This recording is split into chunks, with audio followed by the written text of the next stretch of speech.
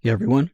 Um, this podcast today is for those who've followed me and anybody who new finds this station and is wondering what this channel is going to be about. So for this year, we're going to do some more 3D printing stuff. Um, for example, the utility type stuff that I've done recently, other than a new set of bird feeders that I've retooled, is little hooks. I have a drop ceiling.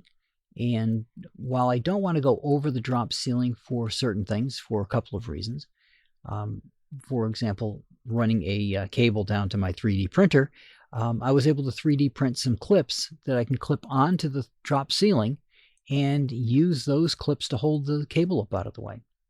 So little utilitarian things are what I like to do. I'm going to be creating a new scoop, for example, to get my cat litter out of the container that it's in. As you guys know, this is for life hacks and things. So I buy a cat litter that comes in a cardboard container, which makes it completely unusable to move around and do things with, unless you want to pick the box up, carry the box of 40 pounds to your cat litter box, and then dump it out of the box into the cat litter tray. It doesn't make a lot of sense. So I have an old Tidy Cat container that I got years ago that I keep reusing.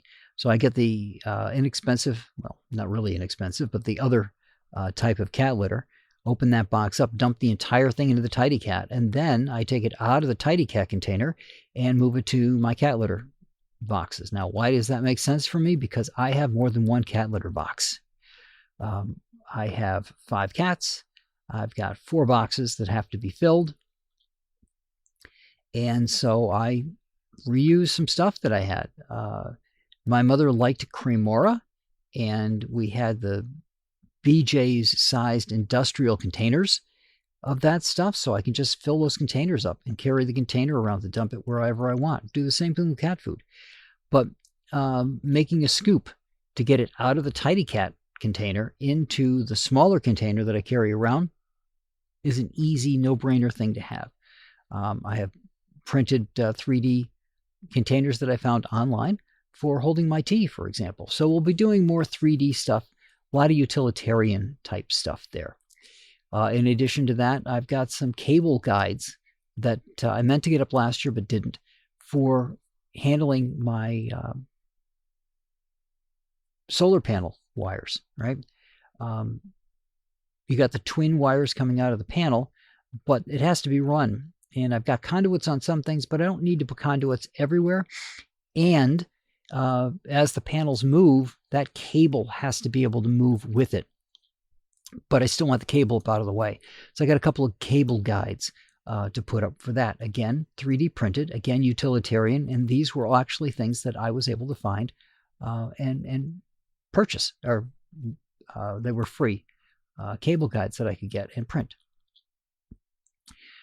Other thing I'll be working on this year is the 3D, other than the 3D printing for things, is the solar panels.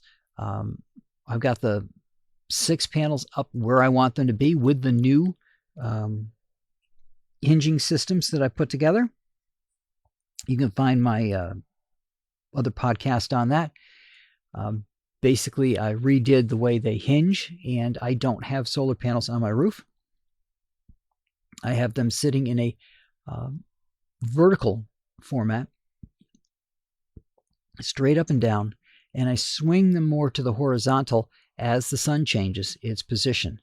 So rather than having it fixed on the roof and unmoving, I have them in a way that I can maneuver the panels around so that I can get more power out of the smaller array of panels that I've got, just the 6 for right now, to go forward from there.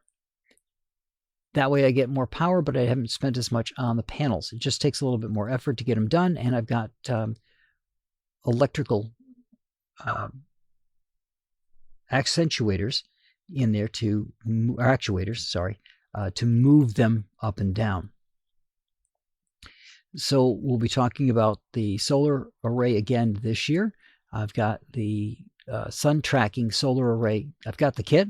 I've got the pieces for it It isn't assembled yet, so we'll talk about that this year as well. In addition to that, I'm a ham radio operator, and I do emergency communications. So we'll be talking about emergency communications to a certain extent this year as well, because I think that emergency communications is important. I do not think that we can rely on the government for everything. And if you're looking for a political podcast, this isn't it. The reason I say that we can't rely on the government, other than the turmoil going on right now, is the fact that they're not in your community. They're not going to be the first feet on the ground. We are. We are the people that can pop in and handle communications for the emergency systems so that they can do their job, which is handle the emergency, while we handle the communications from systems that are broken. We can bypass those systems, or we can utilize those systems if they aren't broken, but we can bypass any broken system and get the messages from one place to another. And that's what we need to do. But on the flip side of that, being a ham radio operator and having solar panels, an antenna is just a wire, right? If you've ever seen a non-vertical antenna, so you're not talking about the antenna that you used to see on cars. We're talking about a wire antenna, usually a end-fed, which means that the wire just stretches out and it comes to the radio at one point, or a dipole, which means that the wire goes in two different directions and the signal comes in through that center part. Both the send and receive goes through one center piece. Either of those antennas being wire, well, what do you got in a solar system? Wires. What do wires become? Antennas. So when you transmit a radio signal, it can be picked up by those wires. It can also be picked up by rusting parts on rusting bolts on metal towers for like power towers and things like that, but that doesn't impact me. What I've noticed is that when I transmit on high frequency, HF, which is where I use the wire antenna, it's being picked up by certain things in the house, which I knew before. And I've got certain things to protect that.